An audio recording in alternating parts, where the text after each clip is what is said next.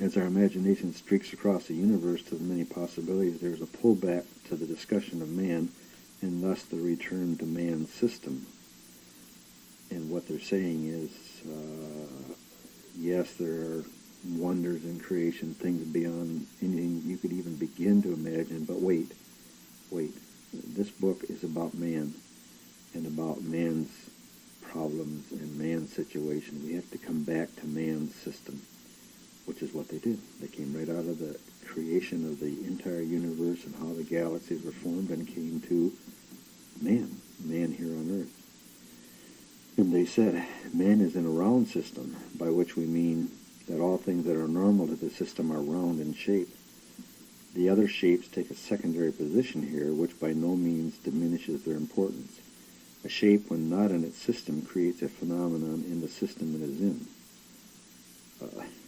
A shape, when not in its system, creates a phenomenon in the system that it ends up to be in.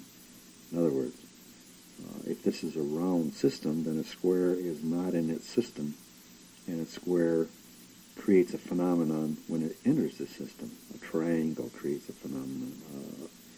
A hexagon, anything that isn't round, see, anything that isn't spherical is not in its own system, and it creates a phenomenon. So it doesn't take a secondary position.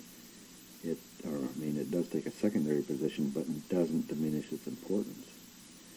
And they go on and say, when light, as an example, think of a triangle or a prism. When the light is passed through a prism, it becomes a rainbow of colors, which are not only a thing of beauty, but have many scientific uses. A square becomes a basic building shape or foundation. The parallelogram, a parallelogram becomes a crystal lattice, as, for example, computer chip, lasers, things like that. Then there's a polyhedron with a polygonal base and triangular faces meeting in a common vortex. We haven't even begun to guess the uses that there may be for a pyramid. Phew. Do you get the picture? These things are not round or spherical. They create phenomenons in the place that they are that isn't their place. A pyramid doesn't belong here. It's not spherical, so it's kind of a secondary shape, and it creates a phenomenon. And they're saying, hear the clue, hear the hint, hear the whatever you would say. They're kind of saying, we haven't even begun to guess the uses there may be for a pyramid. Are there uses for a pyramid? In the New Age group, there are people that think there are, but they're kind of saying, we haven't even started. Something to think. They do this all the time. Give you things to think about, Think about that. Now, let's go on real quick, and you have to put that in the back of your mind or write it down on a piece of paper and say, I wonder what there are, what the uses for a pyramid are. We'll go on then and see what else they have to say. There are other systems which aren't round. These systems take all forms imaginable and have their own laws and phenomena. Still, our intent is to find man's purpose for being here, so we will move our focus to that intent and move on.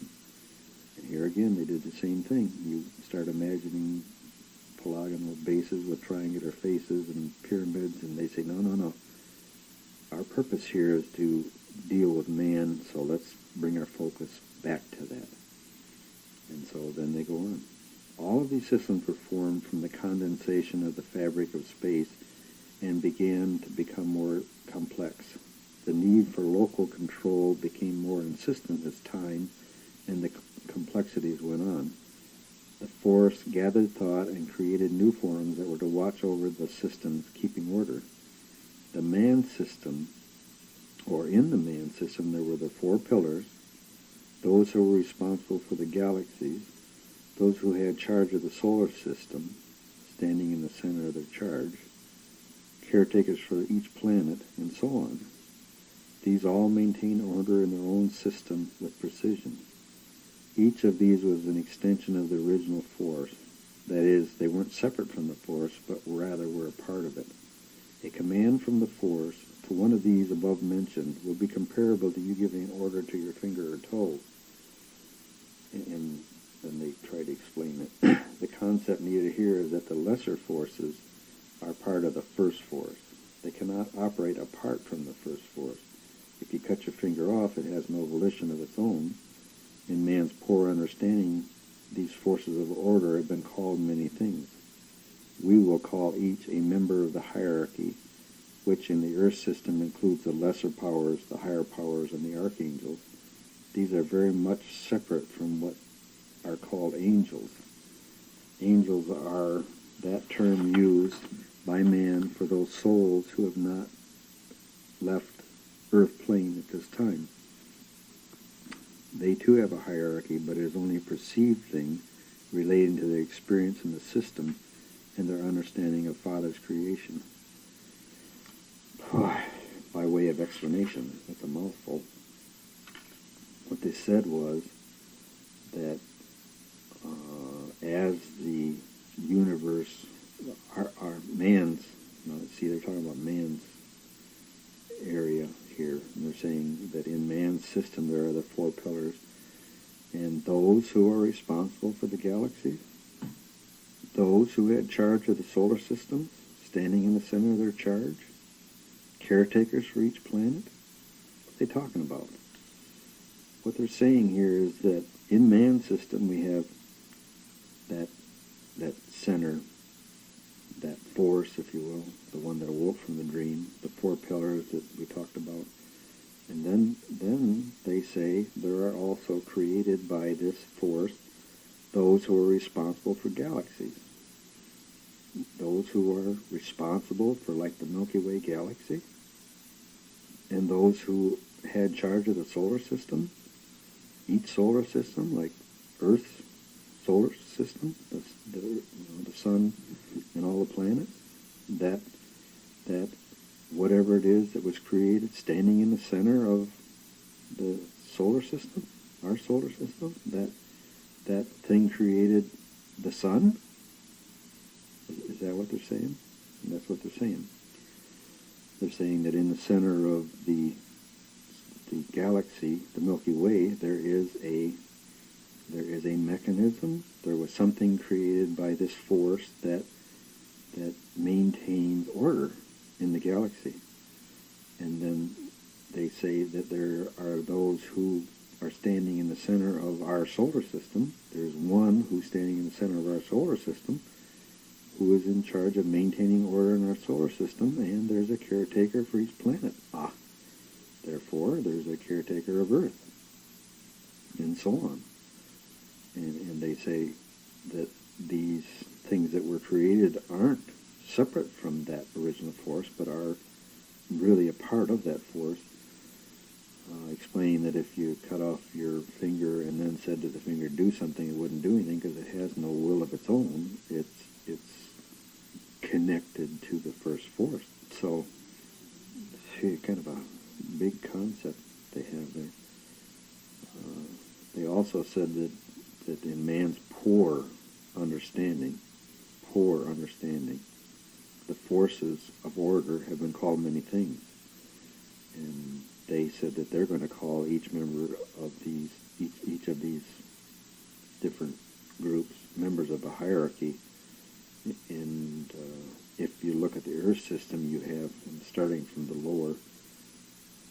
lowest, you have lesser powers here on Earth, the higher powers here on Earth, and actually the one who's in control of the higher powers, and then the archangel that is in charge of the solar system.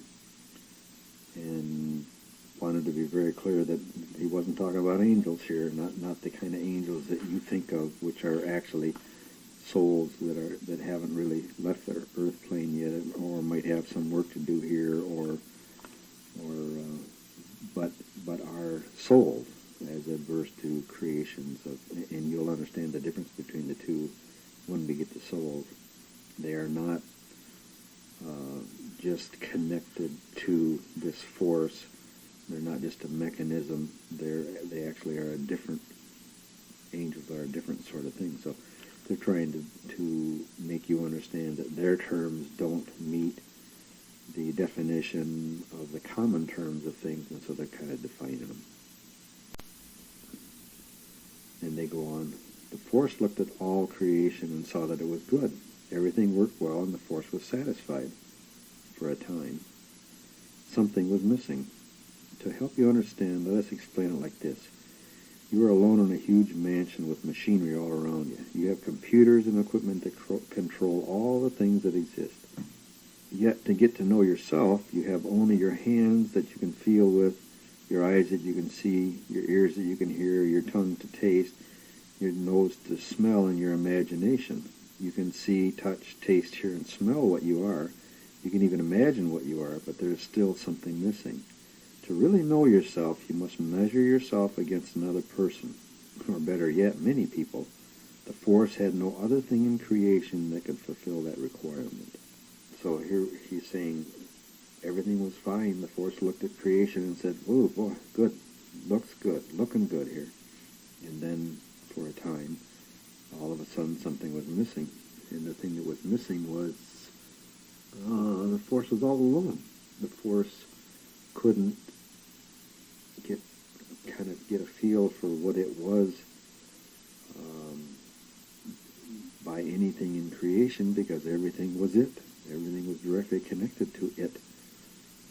Everything was, if he wanted it to be something, it was something. So there was nothing separate from the force in all of creation. So here we go on. Here we begin to discuss the creation of the soul. Those who were created to maintain order in the universe were a part of the force. They do work at a distance with precision and skill, but without the force they are inanimate. What is needed is something no longer attached to nor a part of the force. This thing must be free from the force, free from its control, and given the thing we call free will. The force must not exert its will at any time on these creations. Thus it was that the souls were created all at the same time and in the image of the force. And they suggest that it was at this point in time that the cold, impersonal force became our Father. And then they go on. That was the first creation talked about in Genesis. It wasn't man that was created in the image of Father, but rather the soul. There was no male nor female in that creation, only souls in the image of Father. These were then allowed to go out in the universe that Father had created. They were to see the wonders therein and return to share with Father the things that they had experienced. Ever so many could not even conceive of leaving the throne of their Father and the love therein. It was pain beyond endurance just to think of leaving. Still, as always, there were a few who ventured out a short way and came scurrying back to share the wondrous experiences. In time, others began to venture out to see what was there. The pain of the loss of love was always with them, but they would soon be back, and Father did love so the stories. So the souls came back, and they were loved and honored by Father as their experiences were shared. Father was no longer alone. And here again they explain, this might make clear the parable Christ told of the prodigal son. As often happens, what Christ was talking about has been confused and even purposely perverted. But more of that in Book 5, if I'm ever allowed to write it. That's me talking there. More about that. We'll talk more about that in Book 5 if I'm ever allowed to write it. And so they go on. Did you understand there? They were saying that this parable about the prodigal son, which people read and say, this doesn't make a whole lot of sense. You've got these two brothers, and they're both given an inheritance, and the one just stays right there with his father and works on the farm or takes care of the sheep or whatever it was they did. And the other son took his inheritance, sold it, and off he went out into the world. And he goes out in the world and he does all these things, and by the time he's done, he doesn't have a penny to his name. And he's kind of like bankrupt, and he comes back to Father, and he says, I came back, and I lost my inheritance. And he says, what did you do? What did you do? Come have dinner with us and tell me all about what you did. And he treated him like royalty, and just, and give him a bath and new clothes, and I'm so happy to see you. The son that stayed home was saying, wait a minute.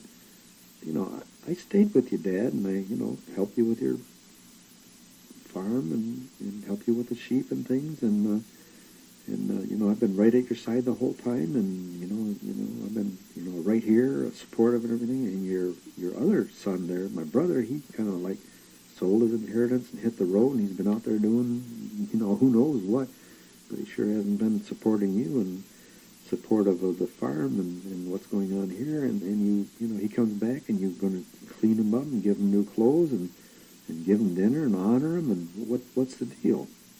Doesn't make sense in the frame of reference that it was given, or at least the frame of reference that came down to us. But no, if you think about it that way, that these souls were actually intended to go out and see Father's world, those that stayed with Father and soaked up the love were to be honored more than those that went out to do the purpose that Father had created a soul for.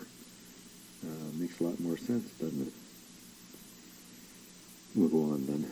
What they said then after that. These souls had the same power to a lesser degree as Father. They could create, control, move anywhere in the universe, and of course could become aware of themselves as a thing apart from Father. That was the first fall of man described in many writings, but misunderstood by so many. It wasn't man that fell, but rather the soul as a whole body, and they didn't fall, but were separated from Father. That separation wasn't the result of any sin by any soul, but rather the fulfilling of the plan.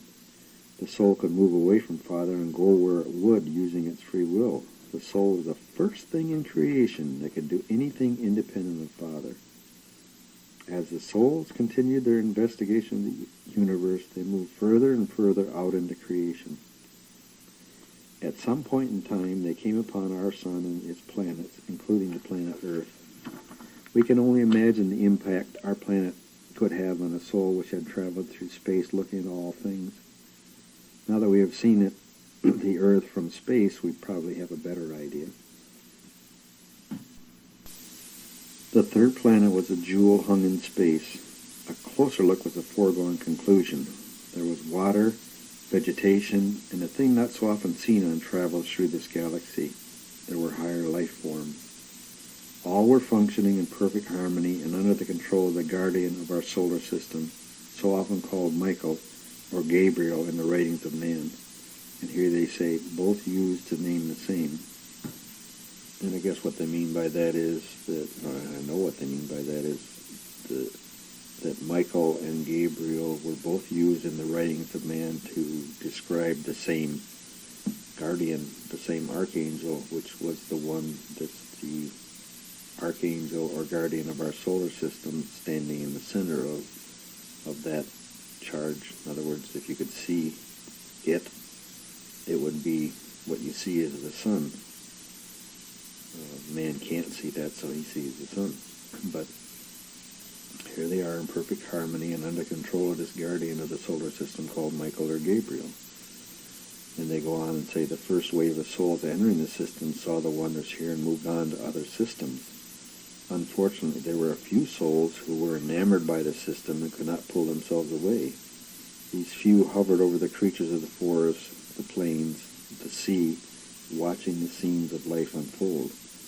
As new souls entered the system and left, the few who could not leave became more and more.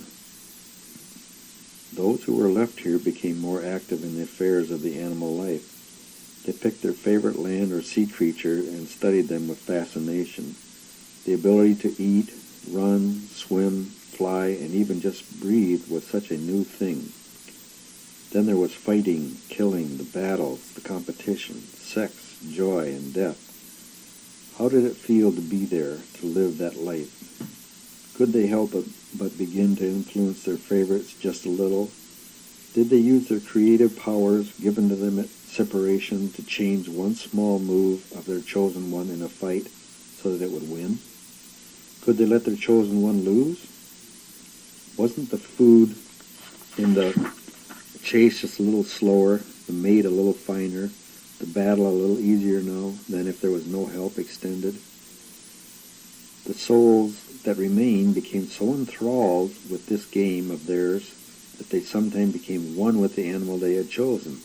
In other words, they were that animal, killing a little better, running a little faster, swimming a little farther, and winning the contests of life a little more often. They tasted the food, felt the wind, flew in the sky, experienced experienced the emotional pressure and release of sex, felt the bloodlust of killing, and it was good.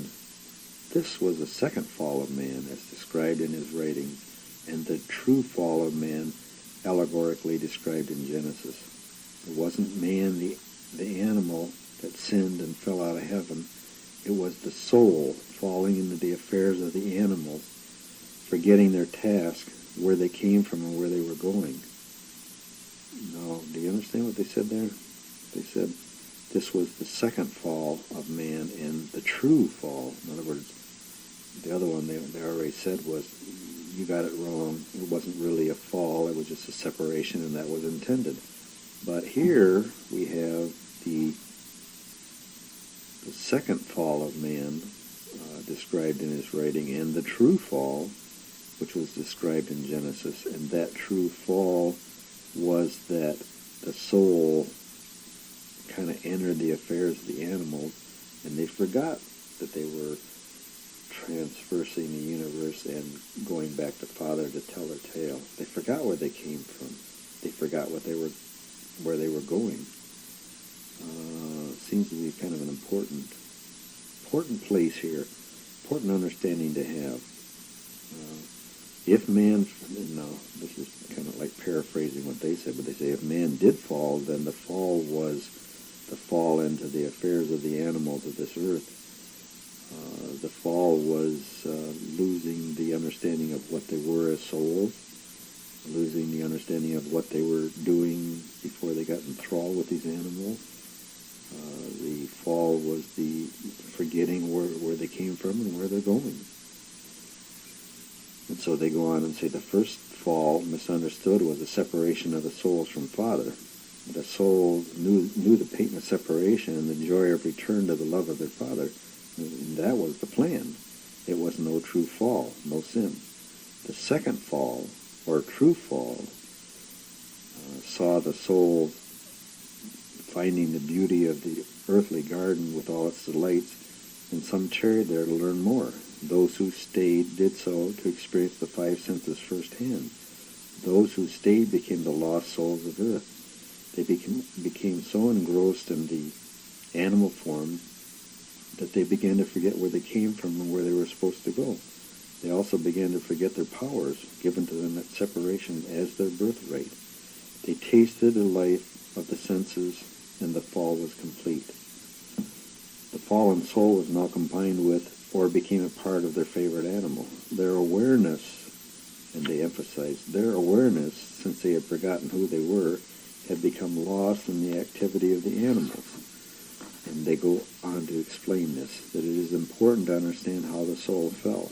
Its awareness was focused and limited. It chose to restrict its awareness to the earth plane. The soul, in effect, lost all awareness save that which pertained to what was going on here on earth and after the death cycles. It was as if the soul fell asleep and began to dream of the earth experience.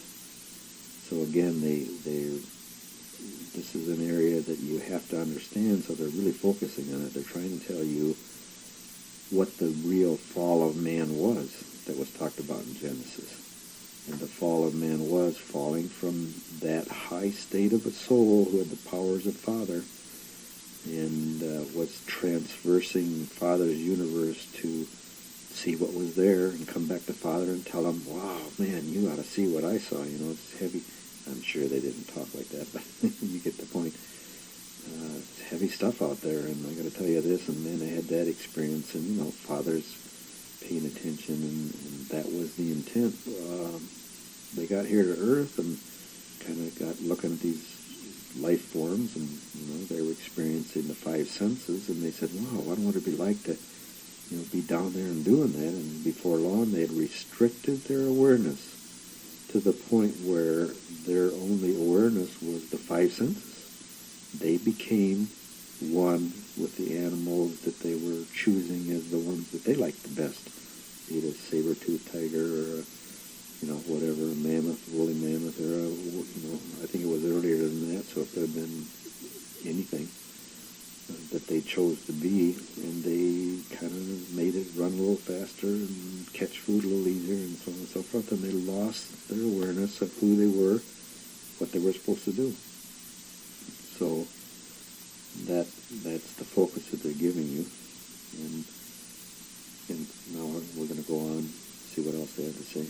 These souls soon lost interest in the contest with the mere animals of earth, since these animals by themselves were no match for the combination of an animal and its helper soul. They soon found that they had dominion over the earth and all the beasts of the field. What new challenge then? What would these half-souled, half-animals find to challenge their new powers?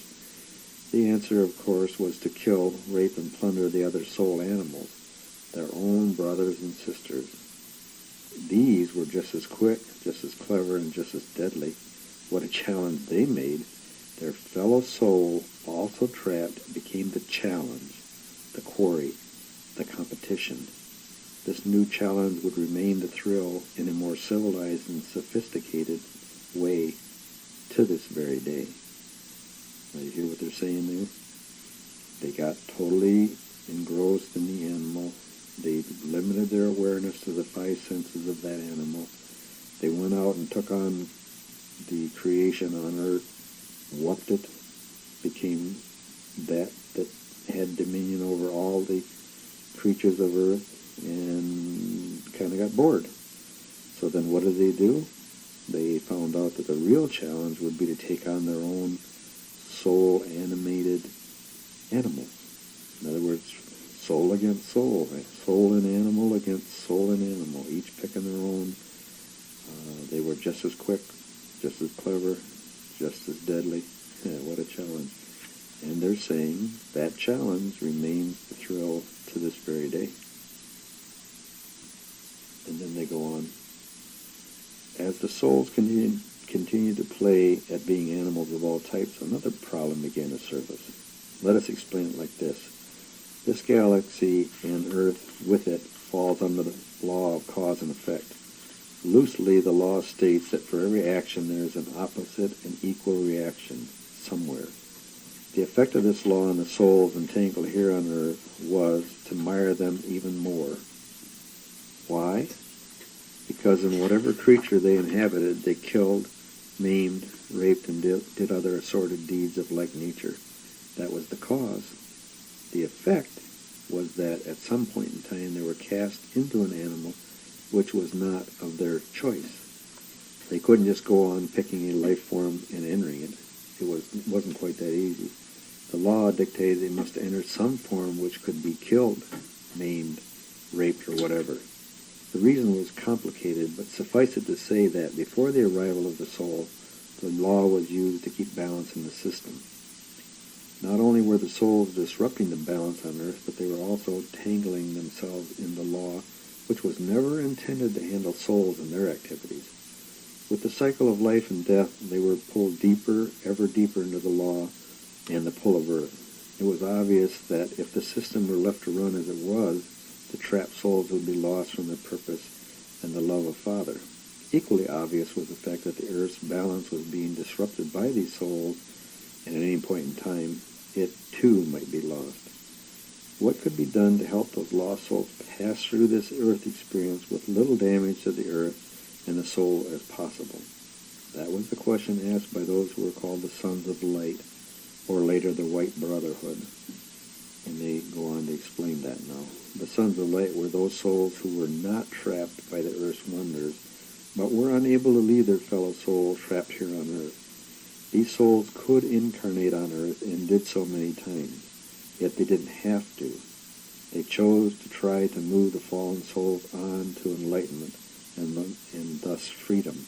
They couldn't force the soul to do their way because Father had given these souls free will.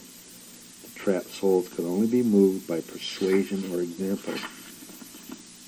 And they go on to say then, this always brings a question to our minds. If the Sons of Light, the guardian Gabriel or Michael, and even Father can't impose their will on man or the trapped soul, then why does the puny man think he can force others to do his will and get away with it? Of course he can't get away with it, but that's for later.